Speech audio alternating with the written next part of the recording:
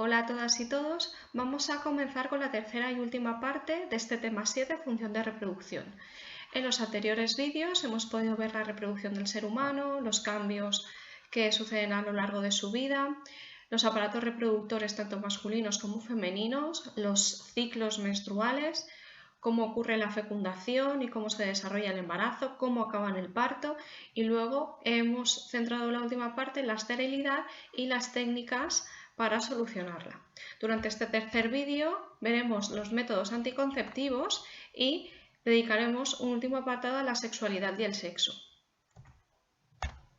Bien, antes de hablar de métodos anticonceptivos vamos a tener que tener unas cuantas cosas claras. Ya las aprendimos en el anterior vídeo, pero vamos a centrarnos un poquito más y a sintetizar. Fijaros que aquí os he puesto unas cuantas cosas que se tienen que tener en cuenta.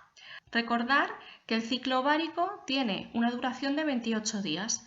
El día 1 es el primer día de menstruación y el día 28 es cuando el óvulo no es fecundado y empieza a degradarse ese endometrio. ¿Qué tenemos que ver más en esta gráfica que os he puesto? Fijaros que si esto es el día 1 y esto es el 28, este sería el 14, ¿vale? Y fijaros que el 14, cuando se produce la ovulación, recordaros que lo tenemos aquí, día 14 se produce la ovulación, es cuando somos las mujeres más fértiles.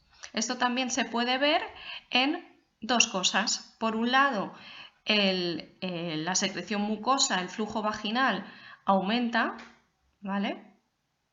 Se ve que producimos más flujo vaginal y además otra pista es la temperatura de nuestro cuerpo. Cuando se produce la ovulación es el momento en que la temperatura de nuestro cuerpo es más elevada. ¿De acuerdo? Pero ¿qué es lo que ocurre? Que como hemos dicho, la mayor probabilidad de fecundación se produce en esta zona de aquí. Esto quiere decir que si tenemos relaciones sexuales fuera de este día 14, igual en el día 13, en el día 12 o en el día 15 o 16, no nos quedaríamos embarazadas las mujeres. No, esto no es del todo cierto. ¿Por qué? Porque recordar que dijimos que el óvulo se mantiene vivo 24 horas en las trompas de falopio y los espermatozoides se mantienen vivos dentro de la vagina de la mujer entre 3 y 5 días, con lo cual puede modificarse, puede desplazarse esta fecha de fecundidad, puede desplazarse hacia un lado o hacia otro. Pero además hay otra cosa que tenemos que tener en cuenta, que es que en ocasiones se pueden producir ovulaciones en cualquier momento del ciclo. Si se produce alguna pequeña variación en las hormonas, en los estrógenos y en la progesterona, puede ocurrir que la ovulación pues sea por aquí o sea por aquí.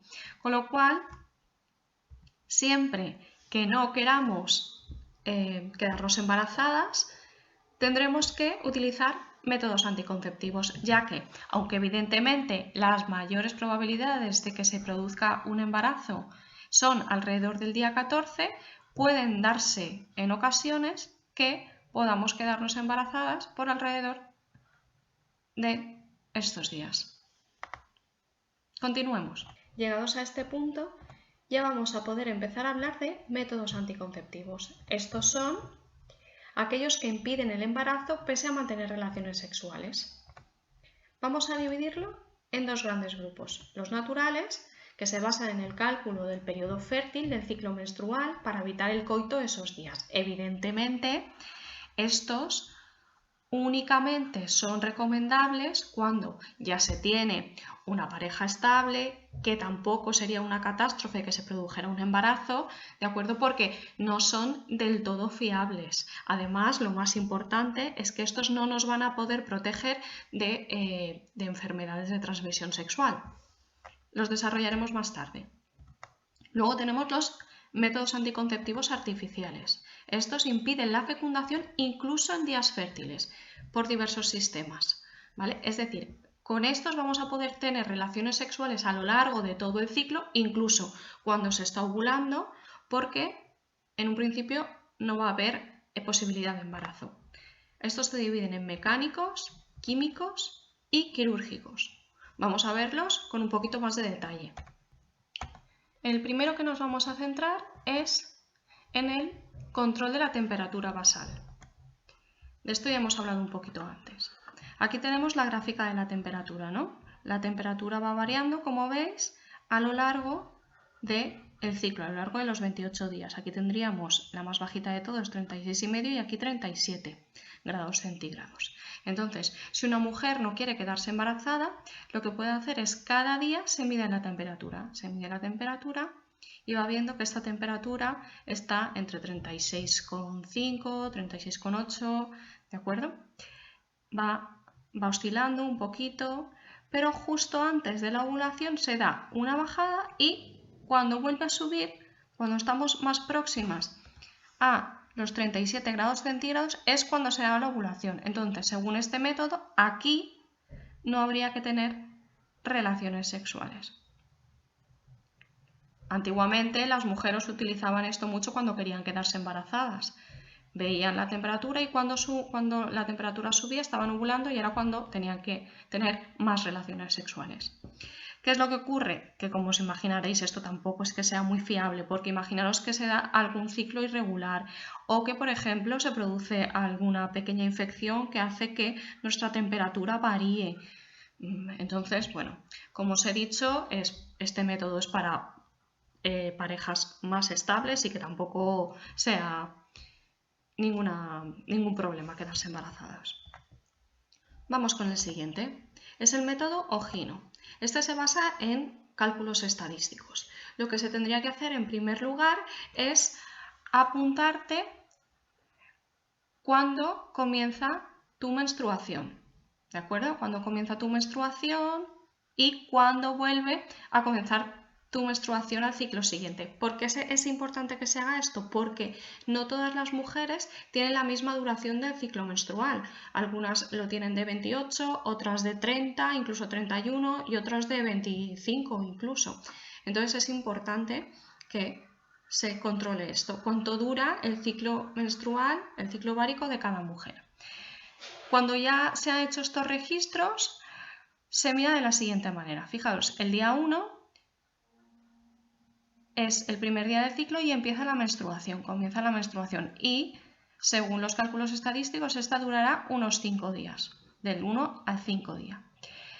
Entre el 6 y el 9 son días no fértiles. A partir del 9 al 17 son días potencialmente más fértiles y los más fértiles son el día 13, 14 y 15. A partir del día 18 hasta el 28 son días no fértiles. ¿Qué es lo que ocurriría entonces? Que podríamos mantener relaciones sexuales durante todo este periodo y las evitaríamos en esto de aquí. Ahora hay aplicaciones que te permiten llevar una especie de contabilidad. También en la farmacia se pueden comprar unos bastoncillos, que hay anuncios por la tele de esto, donde puedes orinar y te ven las hormonas y te dicen qué días son estos de aquí, ¿vale? Por lo tanto, esto se puede utilizar cuando una persona se quiere quedar embarazada o cuando no, ¿de acuerdo?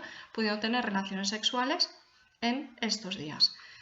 Está claro que este tampoco es un método muy fiable porque puedes tener, por ejemplo, unos ciclos de 28 días y que el siguiente te dure 31. Hay mujeres que no se les regula durante toda la vida el ciclo y tienen una duración irregular, ¿de acuerdo? Con lo cual, pues eso, simplemente conocerlos, pero que sepamos que no son fiables.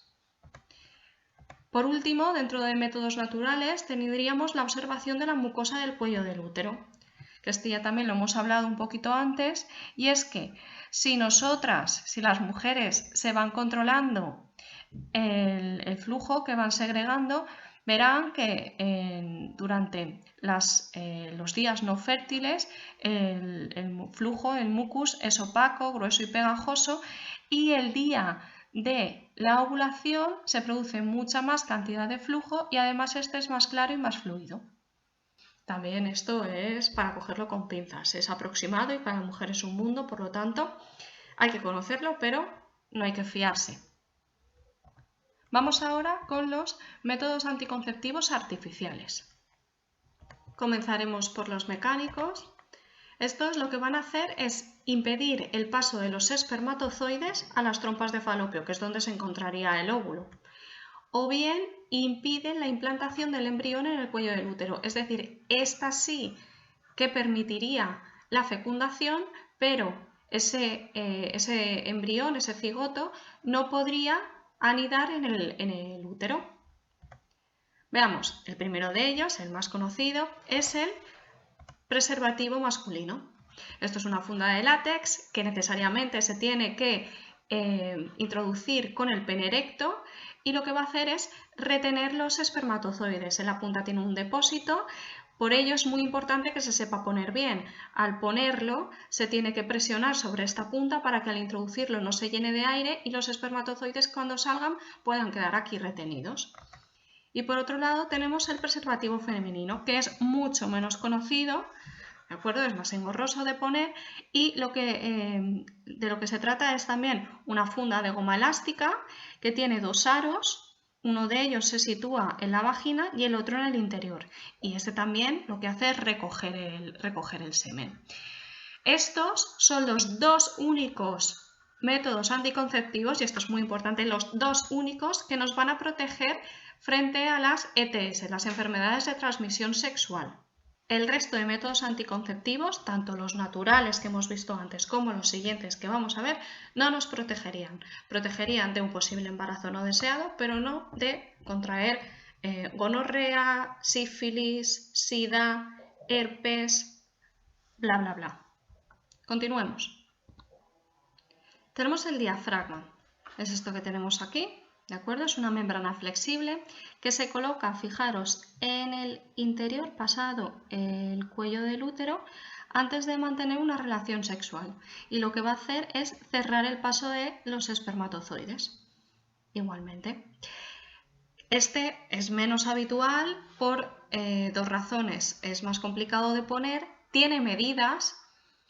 No todas las mujeres tenemos el tamaño de la vagina igual, por lo tanto hay una serie de medidas y tiene un beneficio y es que es de varios usos, así como los que hemos visto antes en los preservativos masculinos y femeninos son evidentemente de un único uso, este no, este se puede utilizar más veces, pero claro, como aquí hay contacto de la mucosa masculina y femenina, este no nos protegería de las enfermedades de transmisión sexual. Vamos con el siguiente método mecánico, que es el DIU. Se denomina así por las siglas dispositivo intrauterino. Y estos son los que impiden la implantación del embrión en el útero. Aquí veis, lo podemos ver, una imagen real. Esto puede ser de metal o de plástico y se pone en el útero y lo que hace es evitar que se puedan desarrollar aquí el endometrio y que el óvulo fecundado pueda anidar, ¿de acuerdo? Y esto tiene una complicación y es que tiene que ser puesto, evidentemente, por un profesional, tiene que ser puesto por un ginecólogo o ginecóloga que se introducirá. Y lo bueno es que puede durar años, puede durar 3 o 4 años. Evidentemente se tiene que hacer una serie de revisiones porque en el momento que esto se mueva puedes tener un embarazo no deseado. Y cuando se quiere quitar, se va al ginecólogo igualmente, a la ginecóloga, y puedes quedarte embarazada si lo deseas. ¿Qué es lo que se tiene que tener en cuenta aquí? Que tampoco va a proteger frente a las enfermedades de transmisión sexual y muchas veces se usan con espermicidas, que son unas cremas que ayudan a matar a los espermatozoides. El diafragma, que se me había olvidado comentarlo, también se utiliza habitualmente con cremas espermicidas. Vamos ahora con los químicos. Estos o bien eliminan los espermatozoides o bien evitan la evolución. Os acabo de hablar hace un momentito de las cremas espermicidas. Estas o bien pueden ser cremas, como he dicho, también hay geles o supositorios que se colocan en la vagina y matan los espermatozoides. Estos por sí solos no tienen una eficacia muy grande, así como por ejemplo el preservativo es 99,9 Estos por sí solos no te puedes fiar, pero si los combinas con el diafragma o con el DIU que hemos dicho antes, pues aumenta la eficacia y pueden ser útiles. Luego tenemos los hormonales. Aquí os he puesto como ejemplo las píldoras anticonceptivas, pero también tenemos parches o parches cutáneos que se pegan en la piel o los anillos.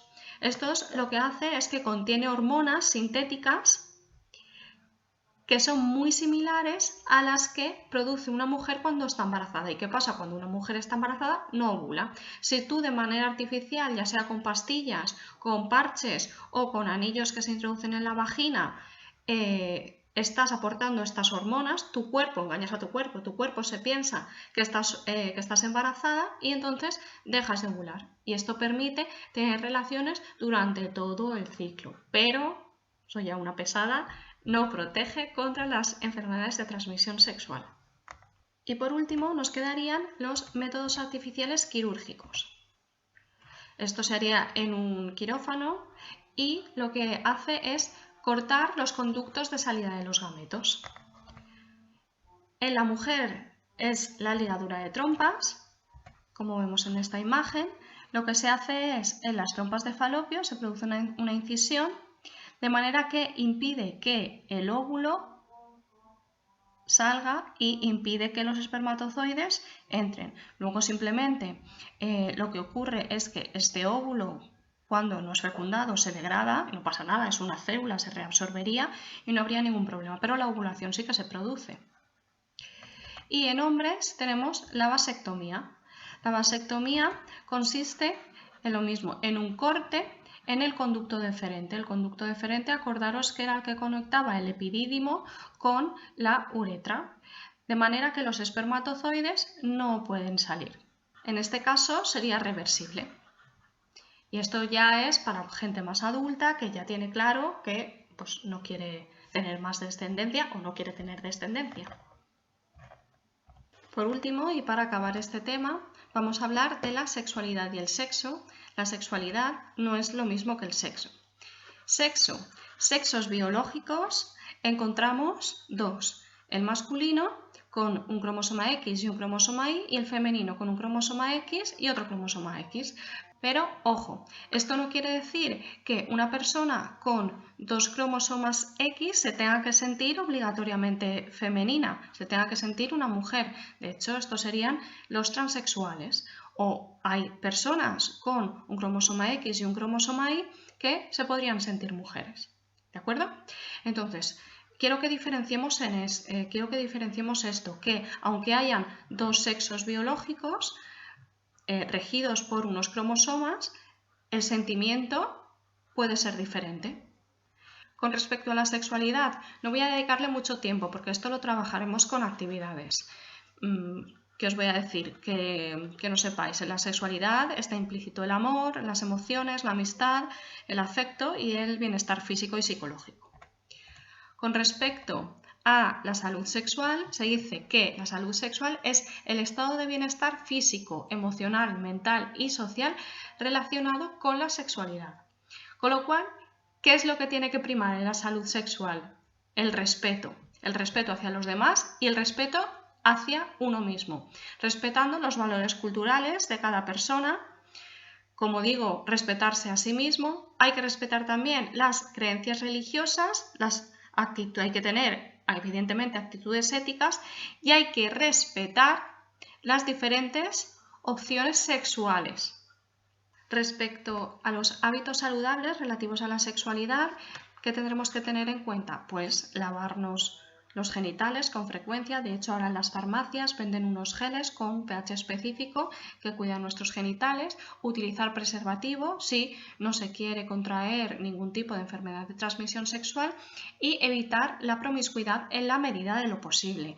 Como he dicho antes, la sexualidad es libre, pero se tiene que decidir sabiendo que contra mayor número de parejas sexuales tengas a lo largo de tu vida, mayor probabilidad tendrás de contraer una enfermedad de transmisión sexual.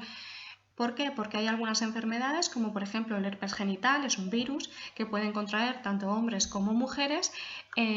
Ni siquiera los preservativos pueden protegernos, ya que si entran en contacto los genitales, no simplemente el pene y la vagina, sino los genitales externos, pues se puede contagiar. Evitar actitudes denigrantes hacia la pareja, ya sea una pareja de más largo plazo o una pareja puntual. Buscar un interlocutor adulto de confianza, más que adulto, yo diría alguien que realmente sepa, ¿de acuerdo?, de lo que esté hablando. Acudir al médico si es necesario, pensar que hay enfermedades que se pueden solucionar cuando se pillan a tiempo, por lo tanto no hay que tener pudor, no hay que tener miedo, hay que poder hablar de esto con libertad y ignorar los consejos de personas que estén mal informadas. Para acabar, conviene recordar que debemos reconocer los diferentes métodos anticonceptivos y conocer el fundamento de su funcionamiento. Hasta aquí sería el tema 7, la función de reproducción, y espero que haya quedado todo claro.